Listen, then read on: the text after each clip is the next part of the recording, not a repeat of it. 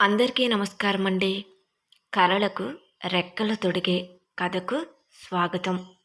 ఈ కథను పూర్తిగా వినిన తర్వాత మీకు నచ్చినట్లయితే తప్పకుండా సబ్స్క్రైబ్ చేసుకుని మన ఛానల్ని ఎంకరేజ్ చేయవలసిందిగా మనస్ఫూర్తిగా కోరుకుంటున్నానండి. మీరిచ్చే లైక్స్ మరియు సబ్స్క్రైబ్స్ వలన నాకు ఇంకా మంచి కథలను రాయాలనే ఉత్సాహం కలుగుతుందని ఆశిస్తున్నానండి. మరొక ఆలస్యం చేయకుండా కథలోకి వెళ్దాం. మరొక చిన్న మాట అండి. ఈ స్టోరీ ప్రస్తుత జనరేషన్లో ఉన్న ప్రతి ఒక్క అమ్మాయి తప్పకుండా వినవలసిన కథ అండి ఇది. ఈ కథ చాలా మోటివేషనల్ మరియు ఇన్స్పిరేషనల్గా ఉంటుంది. మరొక ఆలస్యం చేయకుండా కథలోకి వెళ్దాం. పరీక్షల రిజల్ట్ రానే వచ్చింది. కాంచన అన్ని సబ్జెక్టుల్లో 98% వరకు ఉత్తీర్ణత సాధించి కాలేజీలో మొదటి స్థానంలో నిలిచింది. సునీత ఇంట్లో అన్ని కష్టాలతో ఉన్న తనకు వీలు ఉన్న సమయంలో చదువుకుంటూ అన్ని సబ్జెక్టుల్లో 65% మార్కులతో ఉత్తీర్ణత సాధిస్తే, దివ్య 4 సబ్జెక్టుల్లో జస్ట్ పాస్ మార్కుతో బయటపడి ఒక సబ్జెక్టును ఫెయిల్ ఖాతాలో వేస్తుంది. తరువాత సప్లిమెంటరీ పరీక్షలలో ఆ సబ్జెక్టును కూడా పాస్ మార్కుతో పాస్ అయ్యింది దివ్య. అది మే నెల కావటం వలన ఎండలు చాలా ఎక్కువగా కాస్తున్నాయి. ఇంట్లో పనులన్నీ పూర్తి చేసుకుని అప్పుడే నడుం వాల్చుతుంది గంగ. ఏమే గంగా, కాంచన ఎలా ఉందంట? అమ్మమ్మ ఇంటికి వెళ్తే అమ్మా నాన్నలు కూడా గుర్తురారు అని కాంచన తండ్రి వెంకన్న భార్య గంగతో అన్నాడు. అదేనయ్యా నేను చూస్తున్నాను, ఫోన్ అయినా చేస్తుందేమో అని. పోనీలే, ఎప్పుడు చదువు చదువు అంటూ ఉంటుంది, సరదాగా గడపనీలే అని కూతురిని సమర్థించుకుంటూ వచ్చాడు వెంకన్న. ఇంతలో గేటు తీసిన అలికిడి వినిపించటంతో గంగ బయటకు వచ్చి చూసేసరికి గంగ అన్నగారు రాఘవులు వచ్చి కాళ్ళు కడుక్కుంటున్నాడు. గంగ అన్నగారు వచ్చిన సంతోషంతో, రా అన్నయ్య, ఇదేనా రావటం? ఇంత ఎండలో వచ్చావు అంటూ చేతికి టవలు అందిస్తూ అడిగింది. ఇంతలో వెంకన్న కూడా బయటకు వచ్చి, రా బావా కూర్చో అని, ఈ సంవత్సరం పండిన పంటల్లో ఎన్ని బస్తాలు ధాన్యం వస్తుంది అనుకుంటూ ఇద్దరూ వారి యొక్క వ్యవసాయ పనుల లాభ నష్టాల గురించి మాట్లాడుకుంటున్నారు. ఇందా అన్నయ్య, ఈ చల్లని మజ్జిగ తాగు అని ఒక గ్లాసుని రాఘవుల చేతికి అందించి మరొక గ్లాసును భర్త వెంకన్నకు ఇచ్చింది. గంగ అక్కడే క్రింద నేల మీద కూర్చుని, ఇంకేంటి అన్నయ్య, వదిన ఎలా ఉంది అని అడిగింది. ఏం చెప్పమంటావు? నా కోడలిని ఎప్పుడు ఈ ఇంటికి తీసుకువస్తావు అని రోజు ఒకటే గొడవ. ఆ విషయం మాట్లాడటానికే వచ్చాను. మన కాంచన ఇంటర్ను పూర్తి చేసింది.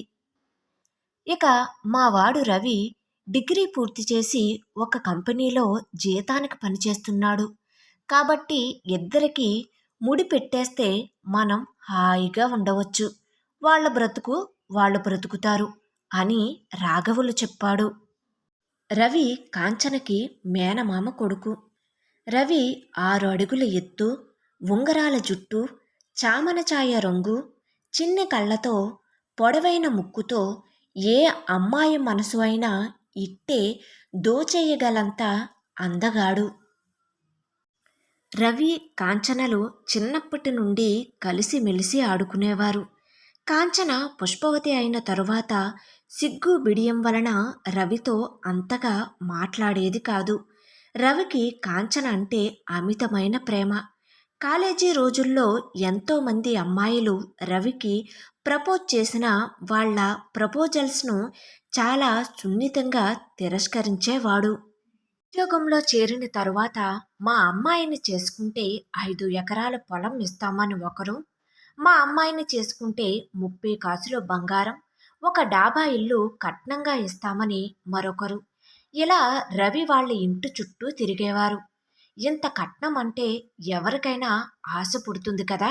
చరణి తమ కోడలుగా చేసుకోవాలి అనే ఆలోచన రవి అమ్మా నాన్నలకు ఉన్న ఆ కట్నంకి ఆకర్షితులై ఒకసారి రవితో మాట్లాడి చూద్దాం అని ప్రయత్నం చేస్తే, నేను కాంచనని తప్ప ఎవరినీ పెళ్లి చేసుకోను, చేస్తే కాంచనతో నా పెళ్లి చెయ్యండి, లేకపోతే నేను ఇలా బ్రహ్మచారిగానే ఉండిపోతాను అని ఖచ్చితంగా చెప్పేశాడు. ఇక లాభం లేదనుకుని రవి అమ్మా నాన్నలు మాట్లాడలేకపోయారు. నా కోడలు ఎక్కడమ్మా అని అడిగాడు రాఘవులు. అమ్మ దగ్గరికి వెళ్ళిందన్నయ్య. అవునా, సరే అయితే మంచిది. ఏంటో గంగా, అమ్మను మాతో పాటు కలిసి ఉండమంటే ఉండను, నేను వేరుగా ఒంటరిగానే ఉంటాను అని అంటుంది. దేవుడు మన యందు ఉండి రవి కాంచనల పెళ్ళి తొందరగా జరిగిపోతే తన మనవడు మనవరాలే ముక్కుకి తాడు వేసి తీసుకువస్తారు అని చెప్పుకుని ముగ్గురు నవ్వుకున్నారు. సరే అమ్మా. గంగా, బావా, ఇక నేను బయలుదేరుతాను, మంచి రోజు చూసుకుని చూపులకు వస్తాము అని అన్నాడు.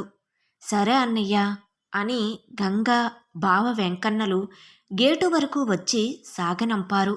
గంగకి వెంకన్నకి కూడా రవిని తమ అల్లుడిగా చేసుకోవటం ఇష్టమే. ఏమే గంగా, మన కాంచన ఎప్పుడూ బాగా చదివి పెద్ద ఉద్యోగం చేస్తాను అంటుంటుంది. ఇప్పుడు ఈ పెళ్ళి అంగీకరిస్తుందంటావా అని భార్యను అడిగాడు వెంకన్న. అవునండి, నాకు అదే సందేహంగా ఉంది. మరి మనం ఏం చేయగలం? ఆ భగవంతుడి మీద భారం వేసి ముందుకు వెళ్దాం అంటుంది గంగ. రాఘవుల కుటుంబం కాంచనని పెళ్లి చూపులకు రావటానికి తేదీని నిర్ణయించి గంగ వాళ్ళకి కబురు పంపారు.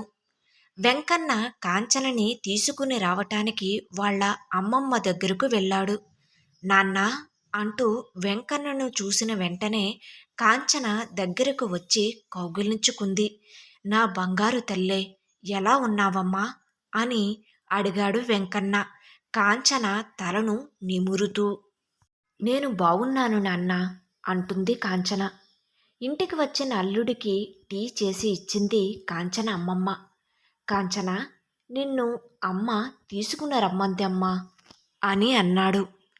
ఎందుకు నాన్నా, నాకింకా చాలా సెలవులు ఉన్నాయి కదా అని తిరిగి ప్రశ్న వేసింది. మళ్ళీ వద్దులే అమ్మా అని కాంచనను రెడీ అవ్వమన్నాడు విషయం చెప్పకుండా. కాంచన తాను తెచ్చుకున్న బట్టలను, తనకు సంబంధించిన సామాన్లను సర్దుకోవటానికి లోపలికి వెళ్ళింది. అత్తయ్య, మొన్న మీ అబ్బాయి వచ్చాడు మన కాంచన రవిల పెళ్లి విషయం మాట్లాడటానికి. అవునా, ఎంత మంచి మాట చెప్పావు బాబూ, ఉండు అని చెప్పి వంటగదిలోకి వెళ్ళి పంచదార డబ్బా తీసుకువచ్చి అల్లుడి నోట్లో గుప్పెడు వేస్తూ, చాలా సంతోషం నాయనా అంటుంది. ఈ శుభకార్యం చూడటానికే నేను 1000 కన్నులతో ఎదురు చూస్తున్నాను అంటూ తన సంతోషాన్ని వ్యక్తపరుస్తుందామే. ఫలానా రోజున కాంచనను చూపులు చూసుకోవటానికి వస్తున్నారు, మీరు ఆ ముందు రోజే వచ్చేయండి. ఈ విషయం ఇంకా నేను కాంచనకి చెప్పలేదు అన్నాడు. సరే బాబు, తప్పకుండా వస్తాను అంటుందామే. కాంచన రెడీ అయ్యి తన బట్టల బ్యాగు తీసుకుని బయటకు వస్తుంది. అమ్మమ్మ, వెళ్ళి వస్తాను అని చెప్తుంది. సరే మనవరాలా, క్షేమంగా వెళ్ళిరా అమ్మా అంటుంది.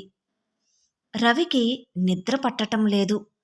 కాంచన చిన్నప్పుడు పట్టులంగా గౌనులు వేసుకుని ఉన్నప్పుడు తనతో ఆడిన ఆటలు, మాట్లాడిన మాటలు, పోట్లాటలు, ఏడుపులు, అలకలు ఇవన్నీ ఒక్కసారిగా గుర్తుకు వస్తూ తనను ఉక్కిరిబిక్కిరి చేస్తున్నాయి. ఎప్పుడెప్పుడు కాంచనని చూస్తానా, తనతో మాట్లాడతానా అనుకుంటూ పడుకుని దుప్పటిని గుండెల వరకు కప్పుకుని ఇంటి మిద్దెవైపు చూస్తూ ఆ అనుభూతిని తలుచుకుంటూ ఉన్నాడు. కలలకు రెక్కలు తొడిగే కథ కొనసాగుతుంది.